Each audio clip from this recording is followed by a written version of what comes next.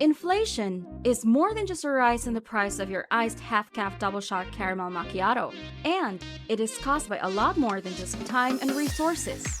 Four common causes of inflation impact everything, from the price of coffee to whether or not you can move out of your parents' basement. But first off, what is inflation? Imagine this. Residents live happily in a town with one mall. They spend their money on what they need and buy things they like. Then, the government advises them to take out a loan with a low interest rate. At the same time, they also leave a huge amount of cash for the entire community to borrow.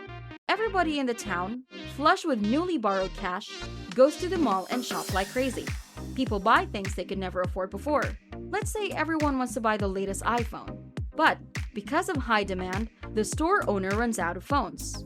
Naturally, she is thrilled, which is sort of ironic since she is running out of everything.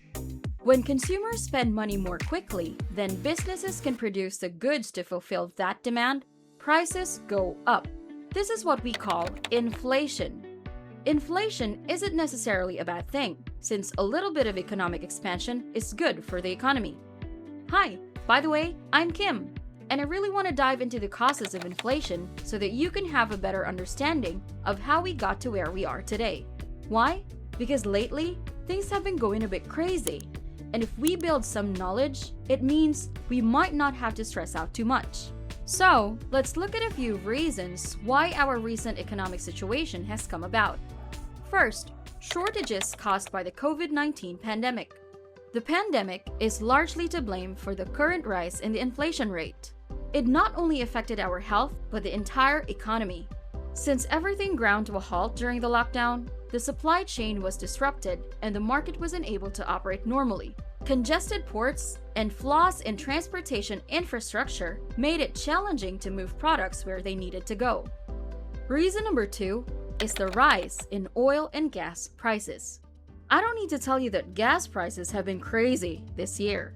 Naturally, there was a ripple effect impacting both day-to-day living and business operations, even before this energy and gas costs had already been increasing. But then, the war in the Ukraine broke out and made everything worse.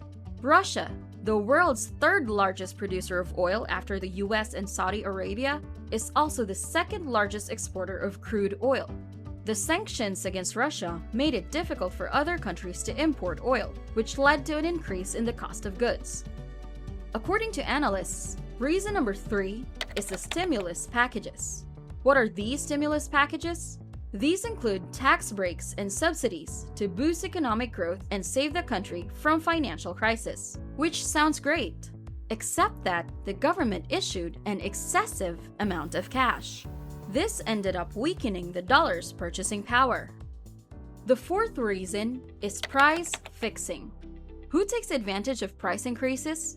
Businesses, but not in the way you might think. Since there is low or no competition, businesses can set their own prices. This is, of course, how the market is supposed to work. But, unfortunately, some businesses have been using inflation as justification for raising prices in order to increase their profits. 2/3 of corporate profits are due to inflation increases. At the end of the day, businesses have the power to control the market and exacerbate the effects of inflation. So now that we know how we got there, what is the fix? To be honest, there doesn't appear to be a simple and obvious solution. The Federal Reserve has begun to increase interest rates domestically, which makes borrowing money more costly. This leads to less demand and less spending. If this continues, it could lead to a recession. And, of course, rising rent due to higher interest rates and increases in the cost of construction could also exacerbate the inflation issue. Is the government doing something? Well, yes. The White House has taken steps to combat inflation, such as forming a task group to address concerns like port infrastructure and the shortages of goods. The federal government is considering increasing taxes, reducing spending, improving antitrust enforcement, levying on corporate profits, and restricting prices. That is a lot, but it won't happen overnight. It requires the mutual support of both the White House and Congress. As you can guess, that takes time. Here in the US, when COVID-19 shut down the world, the government gave us free money. They wanted us to spend and borrow to keep the economy moving. Everyone received checks for $3,200. The unemployed received $600 a month, and people with kids were given subsidies. They also increased spending on food stamps. I'm talking about billions in stimulus spending. Even those who didn't lose their jobs received a payment, which to some seemed a bit unfair. But the government wanted us to have the money to spend on things to move the economy, and everyone was more than willing to spend their free stimulus money. The problem was with the market. They couldn't fulfill their orders fast enough. With new demand, businesses raised prices all at the same time. The most severely impacted by this inflation has been the value of money. If inflation continues, your money will continue to have less purchasing power. Think of the things you could buy with $100 5 years ago compared to today. I experienced it earlier this week when I went grocery shopping. I was shocked. My $100 weekly grocery budget for the past 3 years is no longer enough, and it's getting worse. Your $100 might now be worth $80, or worse, $50. This is the point at which a lot of people start panicking. They think things like, do I need to hoard things? Should I withdraw my money from the bank? What should I do? When things become very bad, the Federal Reserve steps in. The Fed works in many ways, mainly by watching over the economy through things like employment, prices of products, and market expansion. It is also designed to ensure that there is no slowdown or recession. To slow down all of this extreme borrowing and spending, they are gradually raising the interest rates. Why? Well, interest rates are one of the economic strings they are able to pull. Want to borrow money to finance a car, a home, or a company expansion? More people will borrow if the interest rate on the loan is only 2%. Lower interest rates boost the economy. People are encouraged to borrow and spend more money. But, as I mentioned in the beginning, when more people borrow and spend, the inflation rate starts to rise. During the pandemic, the Fed was like, everyone needs to spend money. So, the interest rate was cut and more people borrowed money. But now, people have too much money to spend and not enough stuff to spend it on.